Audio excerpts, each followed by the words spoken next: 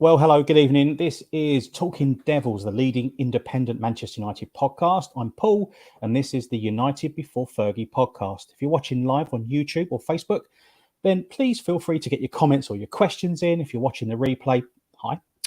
So do feel free to comment, as we will come back to you. But if you're listening to this on the audio podcast, whatever platform you have, please be sure to subscribe and leave a review on the platform you're listening on. This week, my guests are United historian extraordinaire, Mr. Roy Cavanagh, and I'm absolutely delighted to welcome United royalty, certainly family. Say hello to Paul Murphy, who is Jimmy Murphy's grandson, which kind of gives away this week's topic, is all about the great man himself, Jimmy Murphy, ahead of the statue unveiling at Old Trafford this week.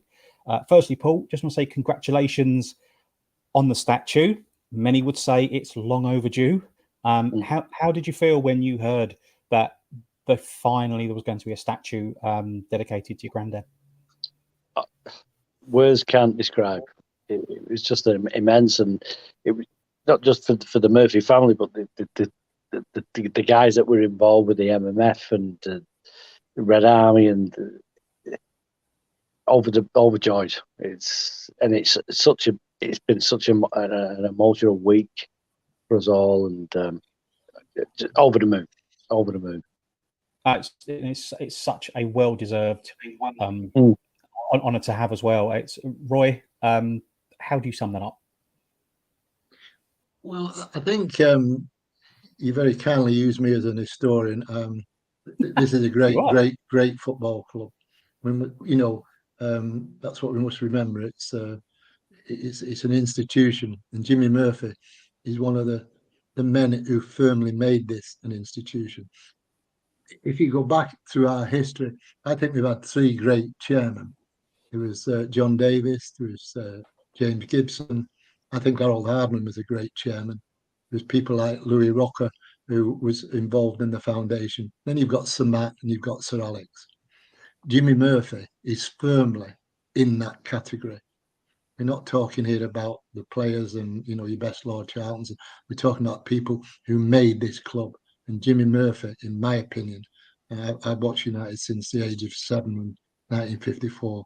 Jimmy Murphy, when I look back myself through history, he deserves to be in that echelon of the highest praise that he can give to somebody who made Manchester United that we know and love today.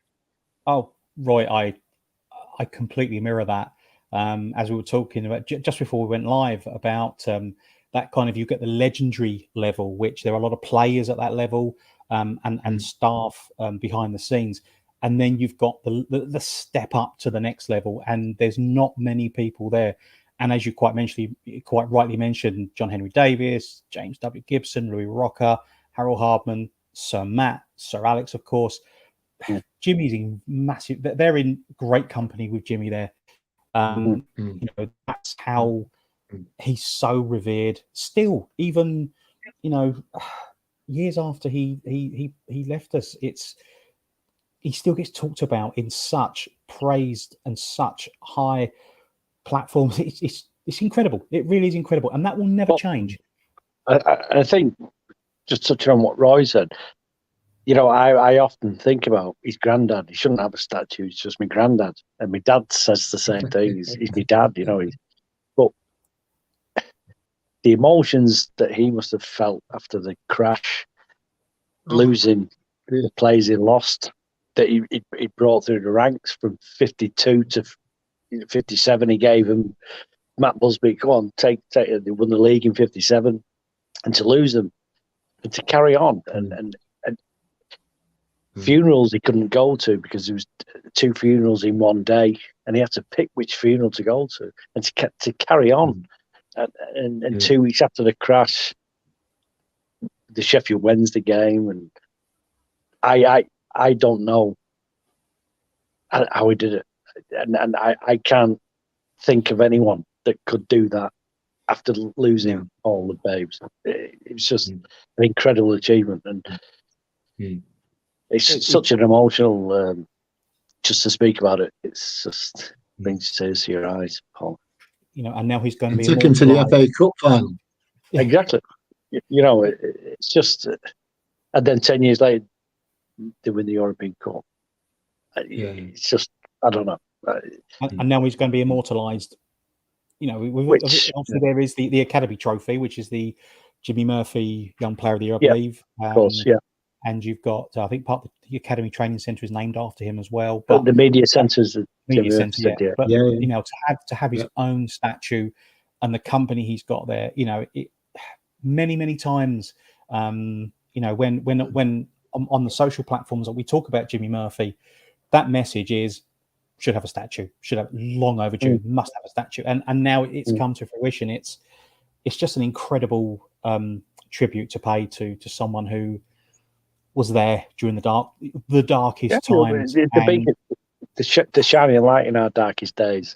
100%. What a lot of people may not know about your grandfather, Paul, is actually he was a very good player in his own right. Roy, player at West Brom and at Wales. You saw him play. Yeah. No, I didn't see him play, but he played over 200. He played over 200 times for West Bromwich Albion. Played, I think, 15 times for Wales in the 30s. He played in the 1935 FA Cup final, West Brom against Sheffield Wednesday. Sadly, they lost, but I mean, he played at Wembley in the FA Cup final. I tell you what, I bet one or two didn't fancy a tackle off Jimmy Murphy as a wing half. I bet he was a really good hard. Well, in those days as well, but he was a really top footballer. Of course, then the war, and then the meeting with Samat. Of course, they will have known each other and perhaps played against each other because Busby also was a decent player in the mid-30s. But he was a very good footballer. I can only imagine what sort of footballer he would have been, knowing what he was like with, at United. You wouldn't want to be tackled by someone like Jimmy Murphy, surely. No. Paul, did he talk much about his footballing career? No, we didn't. It was only till his death, really, because when the internet came out and we knew he worked at Old Trafford, didn't know his history, never talked about Munich, and even we used to go for Sunday dinners and even family get-togethers. Nothing was ever mentioned, and it was only till his death, and people used to say, I remember at his funeral, John Charles was outside the church, and my dad introduced me to John Charles, and he said, "Oh, this is," and I just shook his hand and walked into the church, and I thought, why didn't? It's only afterwards you think I should have asked him, I should have hugged him, I should have done this, I should have asked this, and I wish he was here today just to say what was Duncan Edwards like, what was these players, and the knowledge that he probably had, but he never spoke about Munich because it must have tortured him for life. These players, and I can't get my head around how he carried on. I just cannot understand how he carried on. And there's an interview that he did, and he said, "There's no one around me." Bert Wally died in the crash. All his friends had died. The coaches, all the people around him had perished. His good friends. And he was on his own, and he carried on. How? No idea. What I find incredible about that, Paul, is everything he went through, and then when you're, let's say, having Sunday dinner or family gatherings, not a word. He was just granddad. Didn't say anything. What was he? Was he the Jimmy Murphy of Manchester United when you were at family gatherings, or was he Jimmy Murphy, grandfather, father, husband, etc., etc.? Was he a completely different? Was it business is business? I'll leave that at the football ground. This is personal. And Paul, I didn't know what he was like at Old Trafford. I know he was scouting until his death. He loved the club that much. Till his dying days, he was scouting for United. He never spoke about football. It was all hello, my son, come in. You know, it was all grandfather. Never saw the football side of it, and never mentioned it. Never. And I wish I tapped into it. I wish I just picked his brains about players and what Duncan Edwards was like. What did he smell like? How was his legs? His big legs. And a baby was born in the Murphy family. He's got Duncan Edwards legs. You know, I just wish I'd tapped into this. You, Paul. His brain. You know. Was that you, Paul, with the Duncan Edwards legs? No, it wasn't me. No, unfortunately. I mean, the stories you hear about, can you travel to Munich, the hospital, and you saw the injured, and obviously the dead, and what went through his mind, you know, when he was there, and he brought Bobby Charlton back. He brought Harry Gregg and Bill Fowkes because they were too scared to fly. He brought them back by land. You know, in the Sheffield Wednesday game, he asked Bobby Charlton I don't want to play again, Jimmy. Come back. We need you. The club needs you. And he persuaded Bobby Charlton to play again, and the history, you know, it's just amazing. Now, when you think about that, Paul, I mean, what an amazing personality to have talked to someone like Bobby Charlton, who's just been through what nobody wants to go through. He's lost all of it. He's lost his mates there, and then Jimmy Murphy, arm around the shoulder. Yeah, I'll play football again. You know, I'd love to know what he actually said to him, and of course, you know, to have that kind of charisma and that kind of personality and character to be able to convince somebody who is probably thinking, "This is it. I ain't ever playing football ever again." Then go, "Yeah, all right, I'm coming back," and to do that with like Bill Fowkes and also Harry Gregg as well. It just blows my mind how it does to me, and I can't just visualize it. Just visualize him coming back from Munich. 3 players that have survived, having lost all the pals that they grew up with for 5 or 6 years or played football with, and to sit in that boardroom and the boardroom saying, "Jimmy, we can't go on. We will go on. We can go on. We're the greatest club in the world. Yeah, we'll prove it. We'll do it." Just incredible. And it just brings tears to my eyes. Sorry, Roy. No, I think, Paul, that both Pauls, I think you may want to use this a bit later, but there is that. I've got the story about the Bishop Auckland connection, which was actually with Jimmy. I don't know if you want me to mention it now or later. Yeah, let's talk, as we're talking about, you know, the post Munich, the immediate post Munich era. We'll come back to the sort of the pre Munich era a little bit, but yeah, the Bishop Auckland. I know this is a topic that you're exceptionally passionate and very close to, Roy. So, what happened? How did it all come about? Well, it's only because I got to know the main thing. This is really hard for people to take into account, like Paul has just mentioned.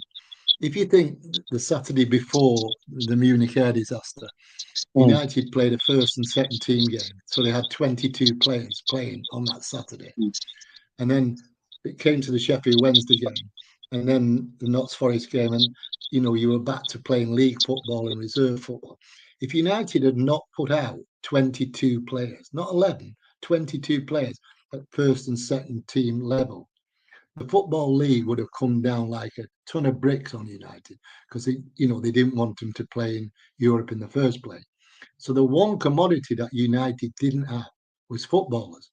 If you think that the 22 players who played in the first and second team on the Saturday before Munich, 8 were killed, 2 never played again, and 5 were in hospital. Now, even with my bad maths, you know, that's 15 of the 22 players. Jimmy Murphy, on his own in his office at Old Trafford, has got 7 footballers who played the Saturday before Munich. Now, you can fast forward Nobby and Johnny Giles and Shea Brennan and 1 or 2 others, and 1 or 2 others came back with injury. But the commodity they didn't have was footballers. And a chap called Derek Lewin, who was a very famous England amateur international, got to know him really well, at Bishop Auckland.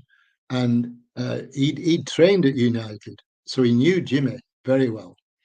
And he'd gone down when the coffins had come back, and he was actually in the ground, and he was just going to pay his respects, and he felt this hand on his shoulder, and it was Jimmy.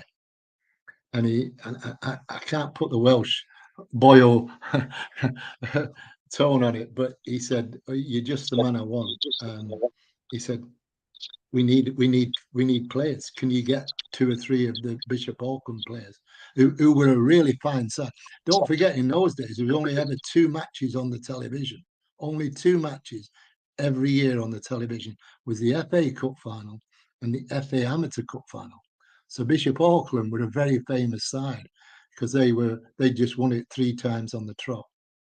And Derek Lewin played in the reserves. He brought Warren Bradley with him, and he brought Bob Hardis, who was probably Britain's most famous ever amateur footballer. So those 3 players helped Jimmy, pan out the 22 players that he needed, even in the reserve side. So that's where my link came. It's just incredible. But as Paul has just said, just imagine. I mean, you've just managed Wales to get through to the World Cup finals. You come back, and these boys, and you mentioned Bobby Charlton there. I mean, all those players revered Jimmy Murphy to the hill. It was Jimmy Murphy that they were seeing day in, day out, not necessarily Matt. It was Jimmy Murphy who was taking him in the youth team, in the reserve team. So Jimmy was their mentor and the man who was putting their hand on their shoulders, telling him yes, telling him no, pushing him here, cajoling him there, making him happy, making him sad sometimes, because he would want that determination and that total ability to come out on the floor. How he just handled that. Come on, it's just. I remember I was at a dinner, and Alex Dawson was at the dinner table, and my dad said, "Go over and introduce yourself to Alex Dawson." So I went over and said, he was in a wheelchair. His legs had gone, and like an old boxer. And I said, "I'm Jimmy Murphy's grandson, Alex." He said, "Sit here, son, with me. Sit here." And he said, "Your granddad took us to Blackpool after the crash." He said, to get away from Manchester. It was gloom and death surrounded the place. He said he took us all to Blackpool to train on the beach, and they stayed at the Norbrick Hotel in Blackpool. And he said the afternoon before the Sheffield Wednesday game, he got us all in a room. He said, your granddad walked in, and he said, "I just want to say 3 things. You do it for yourselves, do it for the badge, and do it for the lads upstairs," as in heaven, Yeah. And he broke down in tears. And Alex Dawson said that the room screamed, banging on the tables. Yeah. And he said, "Would have beat anyone that day, son." And this is 2 weeks after the Munich air crash. And that's all he said to him. You do it for yourselves, you do it for the badge, and you do it for the boys upstairs. Broke down in tears. The room screamed. And Alex Dawson said to me, "Would have beat anyone that day." And the rest is this. The emotions of that. Sorry, Roy. The emotions of that day, Paul, must have been so raw for those boys, even years and years later. That's what they remember, and that's how highly he was held in esteem by those lads who he guided through such dark times and nurtured them. And like you say, they would have run through brick walls for him that day. They would have done it for him. Well, and then Dad said it exactly the same, Paul. Dad said Alex Dawson and the rest. If Granddad said run through that brick wall, he'd have ran through the brick wall for him. Yeah. And that was Jimmy Murphy. And that would go for Duncan Edwards and Bobby Charlton and Eddie Coleman, all of those players. because Jimmy was their mentor. Jimmy was the man that that I'm not saying they didn't look up to some that's sacrilegious. I didn't mean it that way, but it was Jimmy that they were actually dealing with. Matt was dealing with the first team, and these were reserve and youth players coming through, and Jimmy was the first point of call. I was speaking to Paul McGuinness on last Friday about foundations, and Alex Ferguson came to my granddad's when he first took over to get the how does it work, the kids, the youth, and he took my granddad for dinner to get the youth thing going, and it was character. Build on character. You could be the best player in the world. If you're not the right character, you're not going to get in. It was all character. You can have the best skill in the world. Build it on character and players. And Ferguson passed that on. And I think Ferguson did it with his teams. Buying players with good character. You have to have good character. And I remember my dad saying when he signed Dennis Law from Torino, Matt Busby said, "Right, we'll send these two guys over with the money." Signed it. Gigi Perenarci was Dennis Law's agent, and he said, "We'll send these guys over." Matt Busby said, "Yeah." Gunner said, "No, don't send these guys. It's like the Quality Street Gang or something." send Jack Crompton, or I think it was Jack Crompton. Someone went over with a bag full of money, and you'll know, Roy. And that's how they signed Dennis Law. Yeah. Sorry, Paul. You made a really good point just a minute ago, and I want to pick up on that. Did you see a lot of your granddad in the way that Sir Alex conducted his business around the club? Was your granddad there advising him and talking to him? And no, but granddad scouted, but Alex Ferguson went to see him when he signed, and just to get the about the youth system and how it works. And Granddad was always, from the cleaning lady to the canteen lady to the management to the CEO, know the name, do this, do that. Treat people, no matter who you are, treat people as one. Absolutely. There was no hierarchy with Granddad. It was all, whether you're cleaning dishes or you're washing shirts, you're the same person. There was part of the team. Yeah. It was a family. It couldn't run without you. It couldn't run without you. Without the woman washing the shirts, you couldn't get clean shirts. Without the CEO running the club, you couldn't run the club. But everyone was a part of this big family, and that's how it was a family club. And that's. I mean, that's how Grandad did it. He was a humble guy, Grandad, very humble man, and it was all about family. And he loved the club. I mean, over the past couple of days, Paul, I've been asking some of our social media followers just to give us their thoughts and their comments about Jimmy. And I want, if I can, just read out a few that I've had. So, Dr. Gail Rogers, who is a member of Duncan Edwards' family, he is remembered fondly here in Wales with a blue plaque on his former home in the Rhondda Valley. DP says Manchester United royalty, dines at the very top table. Club possibly might not have existed without him. Deserves every credit he gets. Statue is long overdue. Mike's Martial Fitness says one word: legend. I mean that, and that is something that comes up many times. Margaret says he kept the club alive and encouraged the players to be strong for the lads who didn't come home, which you've already mentioned.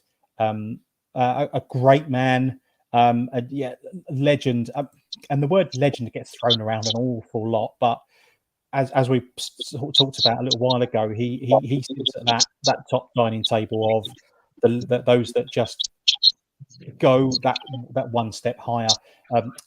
Irvine Fish on Facebook said Jimmy was a great guy.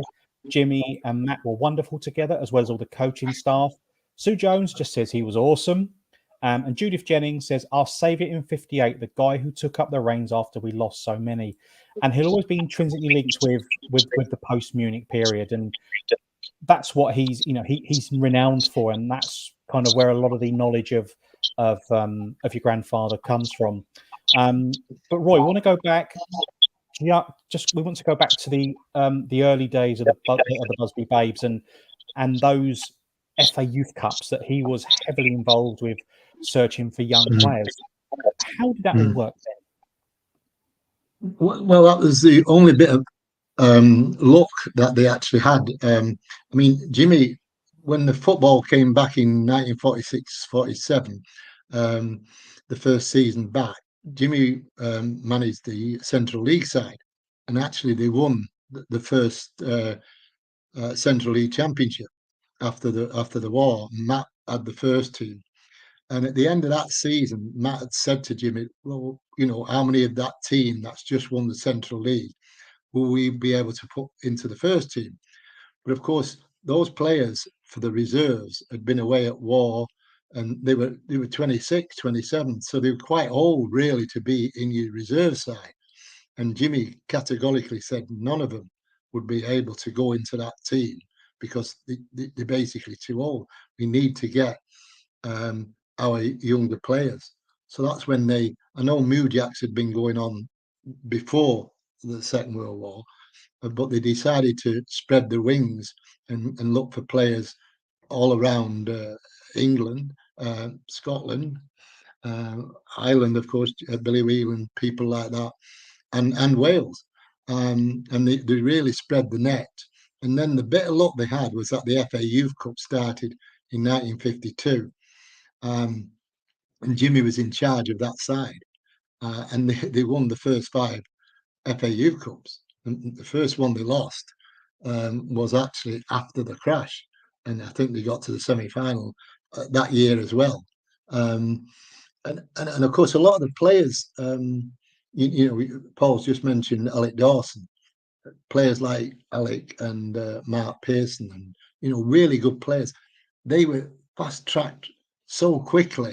You had to feel for them because they were only 18, 19 after the crash, and these players probably needed another 2 years understudying people like Tommy Taylor, for argument's sake, and Dennis Filer. But no, the Sheffield Wednesday game, they were in brackets Tommy Taylor and Dennis Filer, weren't they? And Dennis was still in hospital. So a lot of their careers were actually hampered by having to come through so quick. But you can't. When you just look at the teams, that the players, I mean, there was Eddie Coleman, there was Wilf, there was Duncan Edwards, there's Kenny Morgans, there was Billy Whelan, there was Bobby Charlton, there was David Pegg, there was Albert Scanlon. I mean, all of these were in FA Youth Cup teams. No wonder they were winning. It wasn't a lot of the youth sides would have one star, Jimmy Greaves at Chelsea, but United had a team of stars, and they had this conveyor belt. I mean, Nobby came through then, didn't he? And Johnny Giles and people like that. And Jimmy was their mentor. I mean, I got to know a guy called Harold Black, who was one of the Busby Babes. Didn't play that many times for United's first team, but he was there at Munich. Around Munich. He played in the reserves the Saturday before. I got to know Harold very well. And he told me a lovely story about Dennis Law and about Jimmy, because United drew Huddersfield away about 1956. He said, and we're going over the moors on the coach, no motorways in them days. He said, and I'm sat at the back. Full enough, he was with Alec Dawson and Mark Pearson, big mates. He said, and I saw Jimmy coming along. I thought, oh, no, what we've done wrong here now? I mean, we've not even got there. I'm going to be in trouble here. Jimmy comes up. And he says straight to Harold, he said, look, the number 8 you're going to be marking, He's about 6 stone wet through. He's only 16. He's got national health spectacles on. He's got a plaster on one side here. He said, but you make sure you do not lose him. Yeah. And obviously Dennis comes on, the shirt's hanging off him, it's big, whatever. He said, we're 2-0 down at half time. Law's got the first goal, made the second goal. He said, the only good thing was that I was on this side of the pitch and Jimmy was over the other side. So he said, but I was dreading going in at half time. He said, we went in the dressing room at half time. He ignored me. He said, the first Boyle who's standing near that lad in second half, make sure that he does not do what he's done in the first half. And I think Mark Pearson accidentally stood on his foot in the penalty area as a corner came over, and Dennis was virtually out of the game. United won 4-2. But, you know, it's the attention to detail. He was, you know, going to the game and everything. And he's a vet. And Paul's just mentioned it there. I know he's referring to him, seeing him as his granddad, and how lucky you are to have had a man who, when we use the word Manchester United, we've mentioned 5 or 6 people before.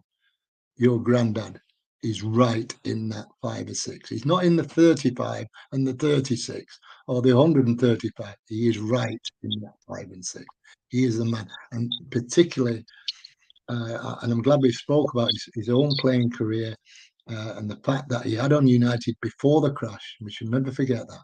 And what he did for Wales. I mean, it's incredible, Wales. I mean, he had all that on his mind. But, you know, United not having players to fulfill fixtures, and he had to find them and cajole them and get them to fulfill the games. Took them to the FA Cup final. And what he did, basically, gave massive breathing space to the Manchester United that most people now will hopefully love and respect.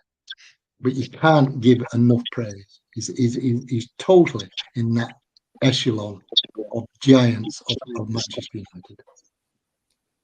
Oh, what more is there to say? It's, you know, that you can't praise, you know, the man enough. I know my younger brother, keeps going, are you going to do a Jimmy Murphy episode? And I'm like, yeah, we will at some point, because he goes, you know, and he's younger than me. So, you know, so many United fans out there that, you know, what would Jimmy Murphy say? What would he do? How would he cope with this? How would he deal with this?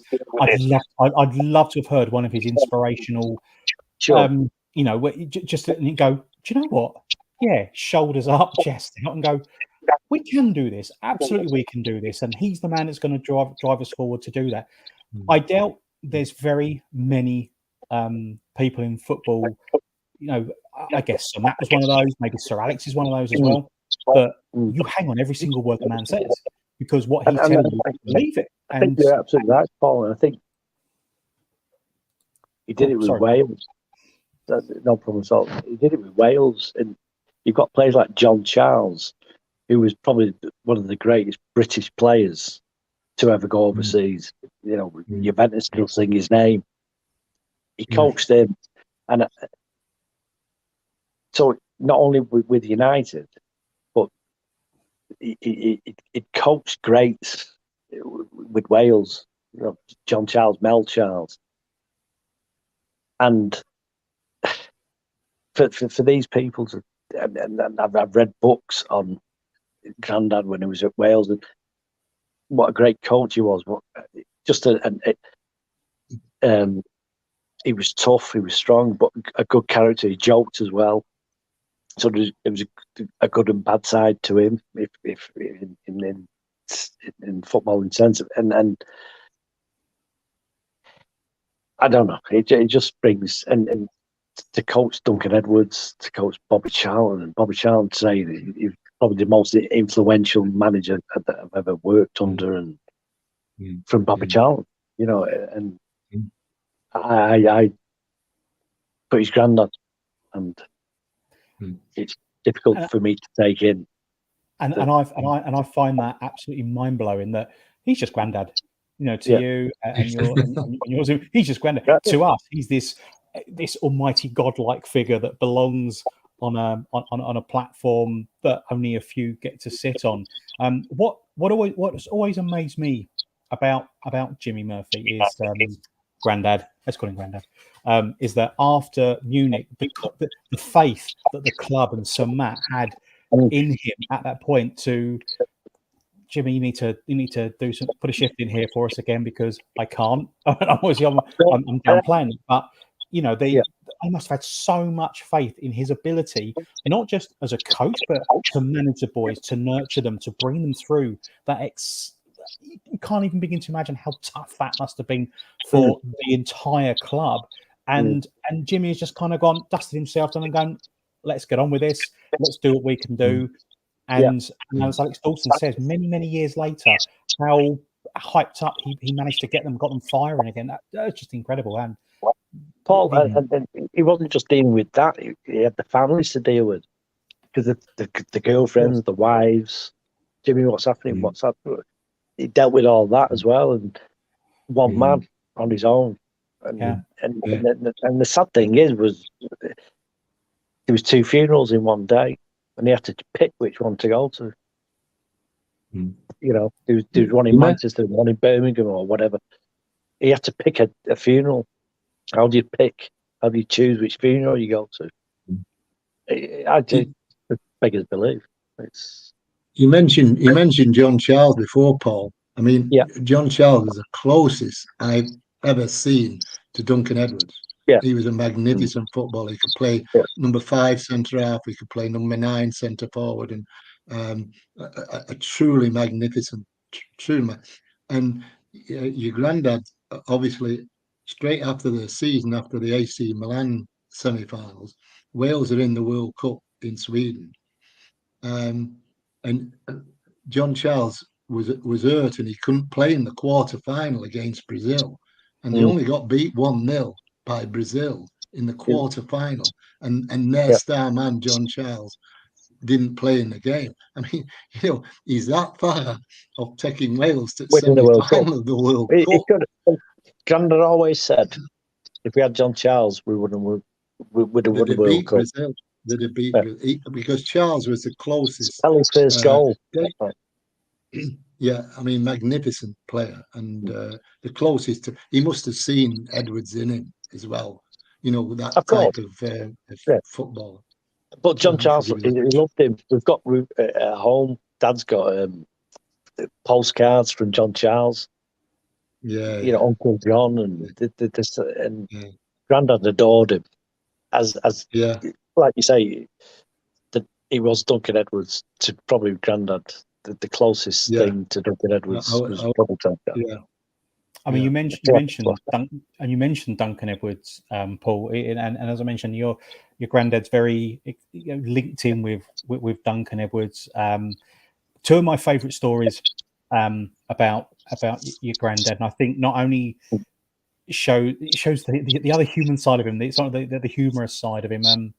When I believe United were playing Bexley Heath and Welling in a game, and United aren't doing particularly well, and then someone from the crowd shouts out, where's this famous Edwards of yours? And then Duncan picks the ball up and smashes it in from about 40 yards, and he turns to him and says, there's Duncan. That's Duncan Edwards for you. So, amazing. I just love that one. And and the other one is when he Roy, you might be able to just fill the gaps in with this one. It's that he says to the United team, just don't keep giving it to Duncan. Don't keep giving the ball to Duncan. You're a team, and the United are struggling at half time. And he went, forget what I've said, lads. Just give the ball to Duncan. I just love that.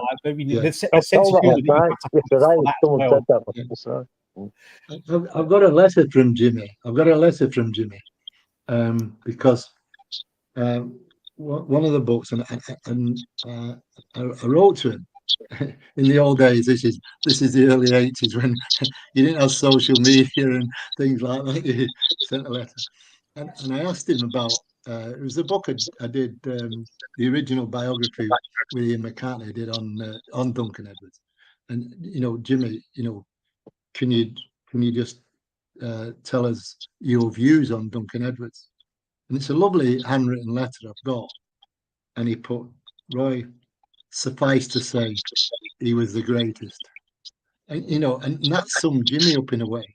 He didn't need to write pages and reams and say he could do this and do that. When Jimmy Murphy is saying, suffice to say, he was the greatest, you don't need to know anymore about how good Duncan Edwards was, really, do you? Sure. It's just... and that's having worked with Bobby Charlton, John Charles. He'd worked with all these greats, Dennis Law, Georgie Best. Yeah. To say Duncan Edwards at 21 was the greatest. Yeah. Wow. Yeah. It's so sad just to not see him. Yeah. And what a waste. Yeah. Tragedy. I mean, absolutely. That it's been well documented, but that moment where he said where Duncan said to him, "What time's kickoff?" With the Wolves. True story. Again, the emotion from Jimmy's point of view. I mean, he must have had strength inside him that we can only imagine that we wish we had, because I mean, he did. How do you? He called him a broken colossus, lying in his bed, a broken colossus. Yeah. His hips were smashed. If he survived, he'd never play football again. His kidneys are, and what time's kickoff? And he strapped a watch.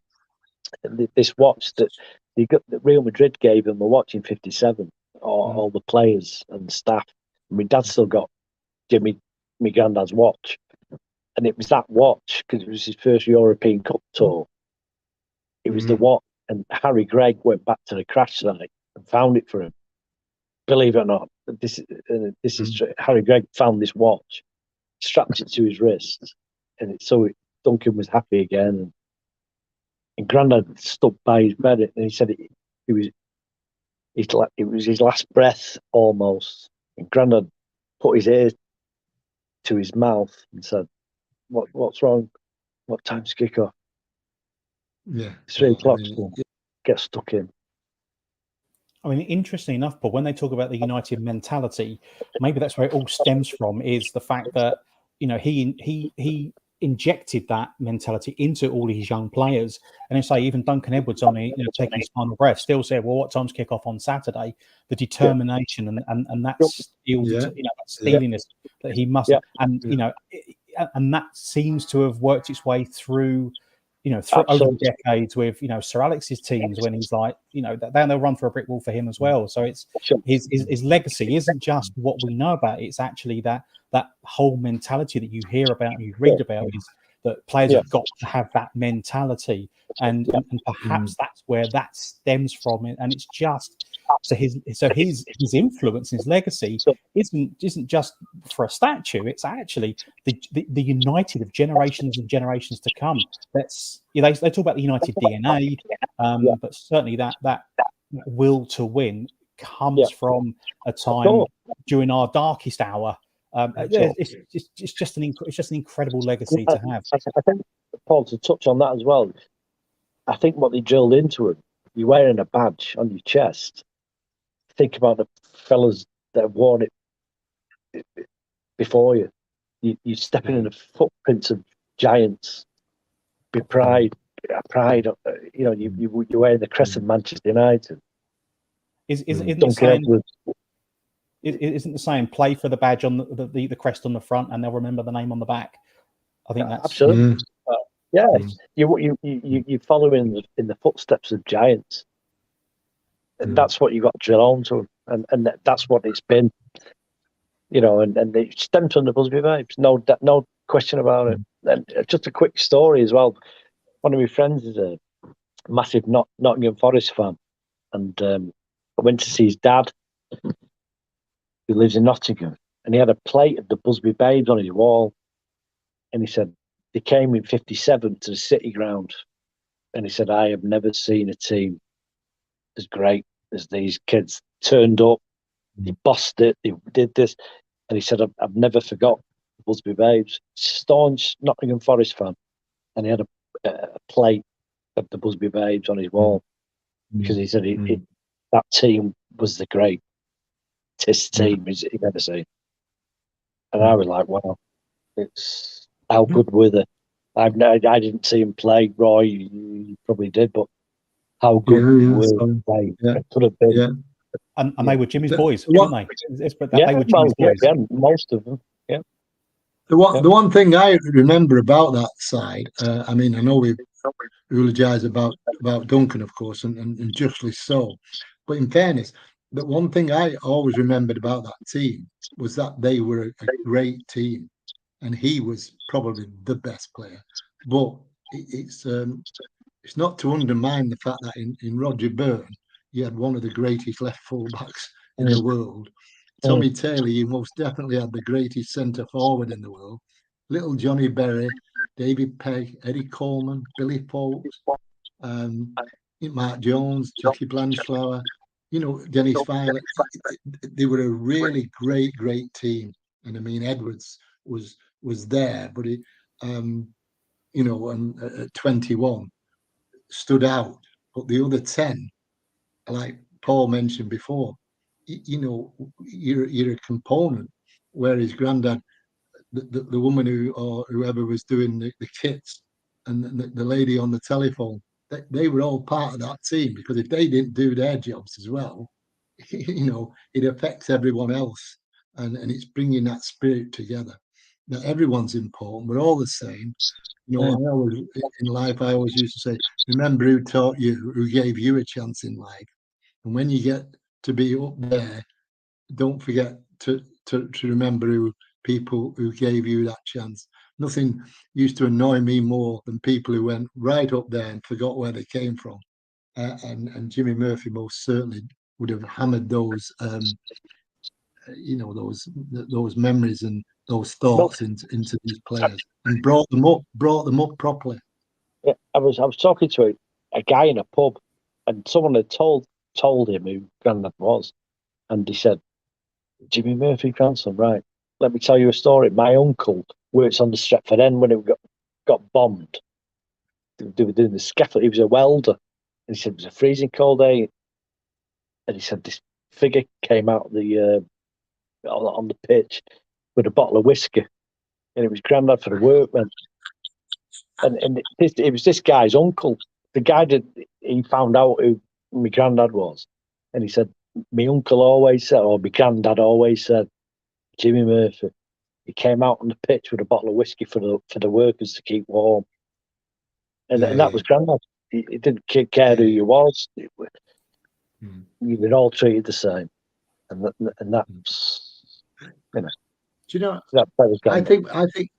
I think United missed a trick actually at board level. I can understand why they did it, but I think they missed a trick, because when Matt retired, 68, 69, and Wilf took over,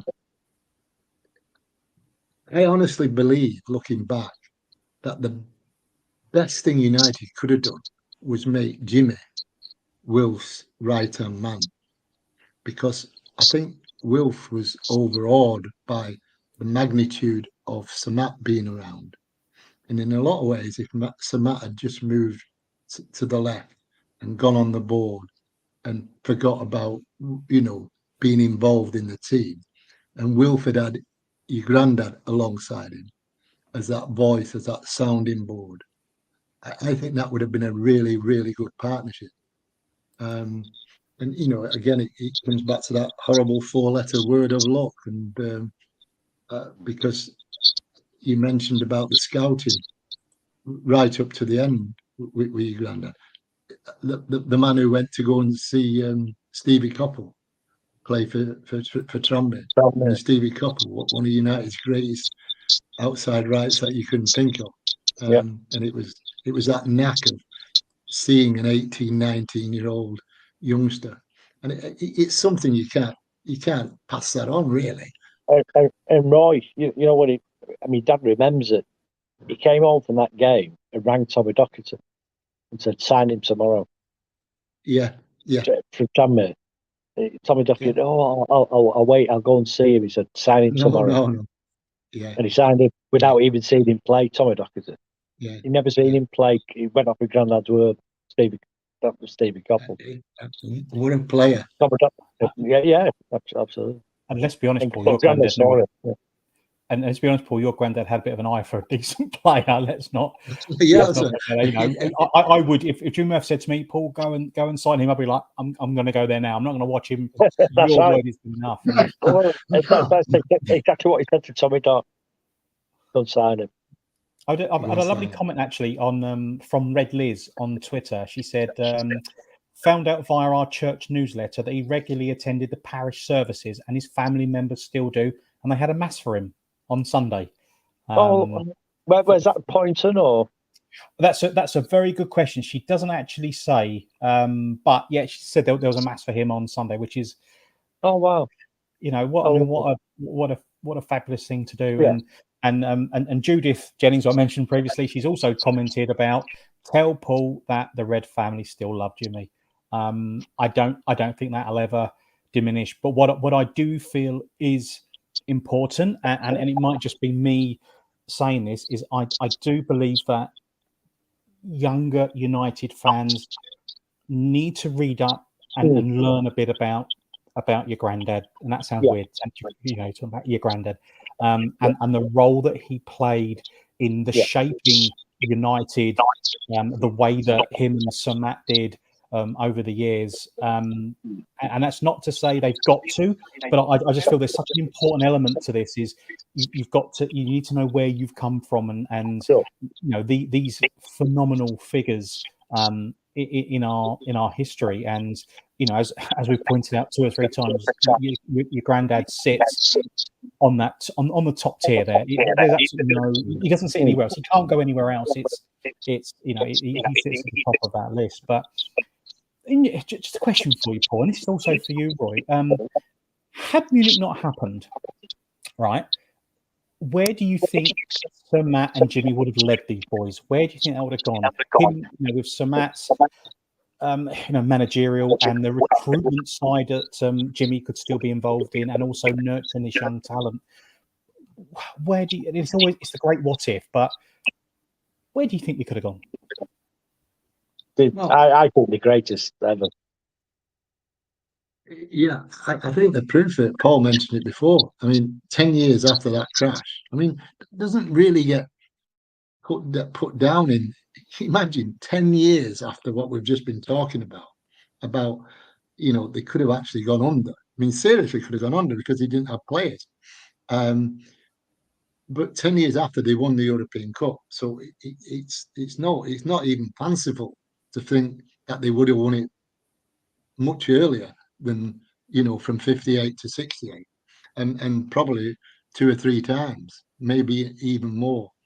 Because one of the things we've not really picked on here is, if you take the first 12 years after the war of football, from 46 to 58, really, I know there were other signings, but Johnny Berry, Tommy Taylor, and then Harry Gregg just before the crash, they were the only really transfer fees that United paid.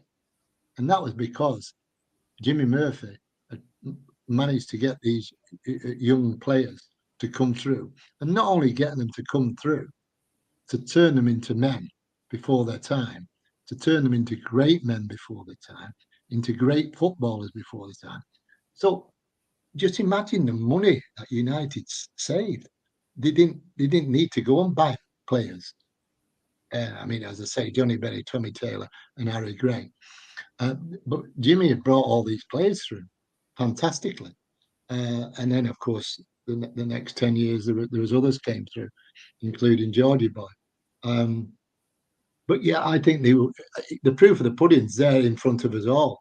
If they won it in 1968, 10 years after that crash, that team would have, well, they could have won it 5 times before 1968. And then again, it's not to think that they would have been the next project line, because I do think after Matt retired, and the change of managers, you know, Frank O'Farrell's came in and people like that, and after Will, I do think that the youth team did suffer noticeably. There was a period then, really, where there wasn't as much coming through, and that was probably, as I say, because Jimmy and Matt, their partnership had ended, and other managers were coming along, and Jimmy was doing more scouting than perhaps the day-to-day, wasn't it, Paul? The actual hands-on as the junior or the youth team and the reserve team manager. But I think that the simple eulogy that you can pay to this man is that this statue that's been unveiled on Wednesday. I think we said it right at the start. If you're looking for the 6 biggest names in Manchester United's history, excluding footballers, Jimmy Murphy is in that 6. Not 7, 8, 9, 10. He's in that 6. And you could make a case for saying there was nobody even higher. That's all I can say about Jimmy Murphy. And Paul, you tapped on the what would it be if the crash hadn't happened. Bobby Charlton always says Duncan Edwards he looked up to him. And how did Bobby turn out? Bobby was probably the most iconic English footballer that's ever lived, and he looked up to Duncan Edwards. And he was 21. You'd think, God, what a waste, what a waste. And I've been to Munich a few times in Germany, and for the anniversary, and it's so emotional. And you cry, and you think, my God, if he'd have lived, he'd have been what a phenomenon. And the heavens wanted him. He was too good. I think things happen for a reason, and Duncan Edwards was this phenomenon, and the heavens took him, and God wanted him back, in my view. And I get emotional with it because I know how great he could have been or was. For Bobby to say that, my God, how good was he? And I'm sure that will come up in a future podcast at some point, is when we talk about the Busby Babes. But one thing I do want to ask you, Paul, what did your granddad do as hobby? What was his hobbies outside of football, or was it football? I mean, did he? Football. Okay, all right. That was his life. Football. Was... No, but Dad said to me, we didn't really see him as kids. He was at Old Trafford. He pined for Old Trafford. It was his love, and it was Manchester United. That was his love. That's not a bad hobby to have, though. To be fair, is it? Terrific. And just I was wondering if he did, perhaps went fishing or played snooker or darts or those kind of things. It was just Manchester United. And do you know the thing we talked about? We touched on it earlier about the cleaning lady to the washerwoman. He used to get the train from Poynton to Old Trafford, and we did some filming in Poynton, but when he got the train, and the old guard and he kept all, and Grandad always gave him a Christmas card, and he kept all these Christmas cards in his kiosk. And while they were filming, he pulled these Christmas cards out. He said, every year, Jimmy Murphy used to give me a Christmas card. Didn't know the guy. Used to give him a Christmas card every year, and that was Grandad. Yeah, he's just a nice guy, genuine nice guy. I don't think we can sum up any better than you've put that. He was more than a nice guy, though, Paul. To be fair, I mean, considering what he did for the club and for the future supporters of the club, and for you, he was just Grandad. Yeah, he was. I just find that mind blowing. I just think that's just such an amazing. But you know what? You touched on it before about fans. I could stand outside Old Trafford and ask 100 people that walk past Jimmy Murphy, and probably 70% wouldn't know who he was, which is a sad thing. Not for me, but just for the club. And they will on Wednesday. Well, they will on Wednesday. But when I spoke to, I've been speaking to United often about the statue and this and the other, and I said foundations were built on Matt and Jimmy. And I said, it's a story to be told. So when generations come and men bring the children, who's that, Dad? It's Jimmy Murphy. This is the story. Jimmy did this, Jimmy did that. Because people don't, it's Jimmy who? Jimmy who? Jimmy who? And now this is there. Generations will know. Yeah, and Paul, this is, for me, it was one of the main reasons why the social media platforms exist in the form they do. Is you know, when I was a school lad in the 80s, I did an essay, not a dissertation, but an essay about the history of United. And it's not for me to teach someone how to suck eggs or tell them what they've got to do and what they've not to do. But I think to understand the United of now, where we were, how we came through Munich, how then 10 years later we won the European Cup, the role that your granddad had in building the modern day United. I mean, you know, him and, you know, your granddad and Sir Matt are the cornerstones of what we know now, the godfathers of United, of the modern day United. And I think it's actually quite sad when you say 70% wouldn't know who he is. Hopefully now the statue's going up, which is long overdue, and maybe they'll watch this, maybe they'll listen to this, they'll do a bit of research into the role that your granddad played, and I think it's such a key thing for young fans just to understand, not to have an intimate knowledge of it, but just to understand where he sits in the grand scheme of it, and what his actions, how him and Sir Matt's actions post Munich, when he guided those lads through, etc., where it's now brought us to, and I'm really quite passionate about stuff like that. And you know, if again, I'm not the font of knowledge. I mean, Roy's memory is just incredible. I don't remember what I did last week, but Roy can talk about stuff in 1955. You know, it's just unbelievable. And I just implore any younger United fan who doesn't know who Jimmy Murphy is or the role he played, just to spend a little bit of time talking to older, you know, talking to their dads or their grandfathers, and just doing a little bit, just so they go, I know exactly who Jimmy Murphy is. And for me, that I'm just really passionate about that. As you know, as well. In our darkest days, he was the beacon. He was the beacon of light in our darkest days, and he pulled us through the darkness with a broken arm. Yeah, do you know what? I think that is. I mean, maybe we'll talk about that on a future one, about the emotional side of it. But I don't think now is the time to do that. But I think that's the perfect place to end. The beacon of light he lit it up in the darkest days. Roy, how can you top that? You can't. I can't. No, and Paul's. And I know he realises that he's very lucky to have a true. In fact, legend's a word that we need to look in the dictionary and find something higher than legend. Jimmy Murphy. I mean, well, of course, it's my era. I mean, you mentioned about the memory. 1954 to about 1970. I can remember everything about United. I mean, but you go 2004 to now, and you talk about games, and I can't remember that.